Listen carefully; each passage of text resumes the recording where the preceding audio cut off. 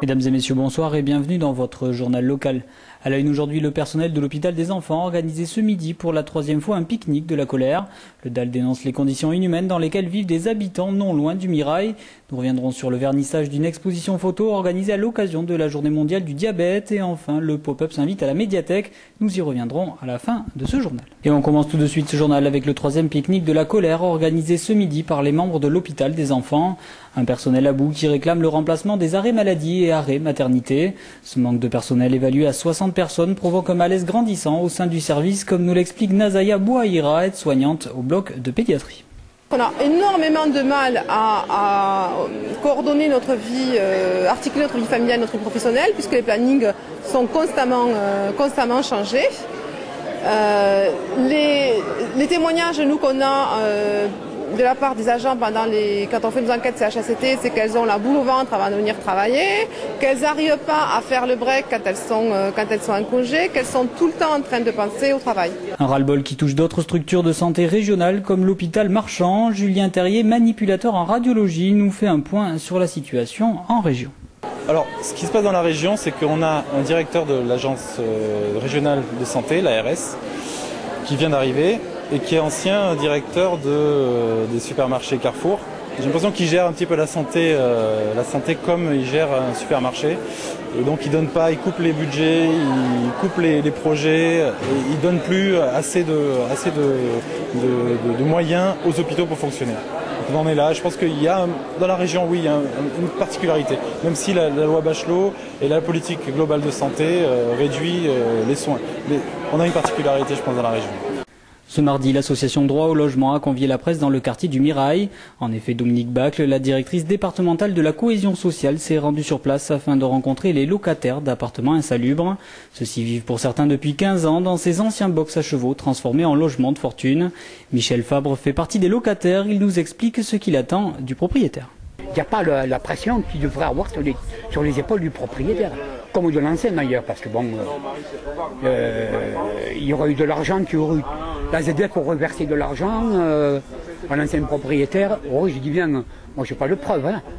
Il aurait dû normalement s'en servir pour pouvoir retaper nos appartements. Moi, je suis bien ici, il y a les commodités, il y a le transport, il y a le 13, il y a le métro, il y a les commodités au niveau commerce. Il y a tout ce qu'il faut, il y a un truc commercial à côté, il y a la poste, il y a tout ce qu'il faut, quoi. Il y a toutes les commodités nécessaires pour quoi faire. Mais j'ai chauffé cette nuit, mais les 2 nuits précédentes, je n'ai pas chauffé. Mais bon, il fait froid, quoi, quand même. Bon, je suis un ancien SDF, mais bon, quand même, j'ai perdu l'habitude d'avoir froid, quoi. Voilà, j'ai pris des habitudes de sédentaire dans un appartement légal, quoi.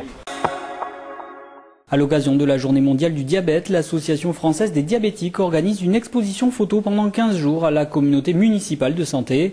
L'objectif de ce vernissage, présenter une maladie qui se vit au quotidien et réunir les diabétiques pour partager leur expérience. En Midi-Pyrénées, 130 000 personnes sont reconnues diabétiques, un chiffre encore important qui mobilise les associations telles que l'AFD. Son président régional Midi-Pyrénées, Guy Daran, nous souligne l'importance de ces actions. On organise des groupes de rencontres dans toute la région. On a formé des patients à la technique d'accueil, à la technique de conduite d'une réunion, et c'est des patients experts. Donc ils ont été formés.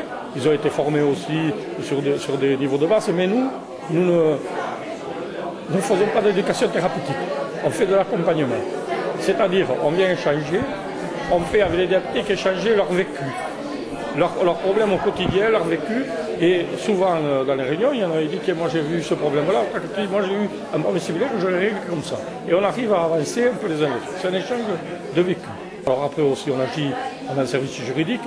Quand on trouve quelqu'un qui a eu des discriminations au travail liées à la maladie, eh bien s'il prend contact avec nous, on le met en relation avec notre service juridique et ils arrivent à régler le problème. Et on termine ce journal avec de la culture. Alors Philippe Huget, Katsumi Komagata, Gvega Pakowska ou encore Diane de Bournazel, ces noms ne vous disent peut-être rien, mais ce sont les stars de la nouvelle exposition sur le pop-up. Alors le pop-up c'est quoi? Ce sont ni plus ni moins que des livres animés visibles jusqu'au 19 décembre à la médiathèque, à la bibliothèque du Ranti, du Pont des Demoiselles ou celle de Bonnefoy. Plus d'explications sur ces livres à tirettes avec Muriel Modely, la responsable du Fonds de conservation jeunesse. Cette exposition retrace un historique du livre animé qu'on appelait appelé d'ailleurs à l'origine livre à système, c'est-à-dire depuis le XVIe siècle jusqu'à nos jours. Et elle présente également des œuvres d'artistes qui travaillent plus spécifiquement autour du pop-up ou du livre animé. En fait, ça intéresse tout le monde, du plus petit au plus grand, puisque ça parle à l'enfant qui est en chacun de nous. Donc c'est toujours le jeu de surprise, d'inventivité. On est acteur de son plaisir quand on manipule un livre animé. Cette exposition chronologique a un point culminant, c'est l'œuvre de Philippe Huget, qui est un artiste qui travaille le pop-up depuis une vingtaine d'années, donc des livres plutôt en direction des adultes, des adolescents ou des adultes, et qui fascine par le foisonnement de couleurs, de papier, voilà. Nous-mêmes, bibliothécaires, on allait d'émerveillement en émerveillement en trouvant, en voyant les systèmes les plus inventifs, les plus étonnants, des choses qu'on n'avait jamais vues, qu'on n'aurait même pas imaginées, comme des livres silhouettes, comme des peep shows, enfin voilà, plein de choses de ce type. Voilà, c'est la fin de ce journal. Merci à vous de l'avoir suivi. Dans quelques instants, on se retrouve pour l'invité du jour. Ce soir, c'est Claire Balerdi, une des lauréates du concours Toulouse Up.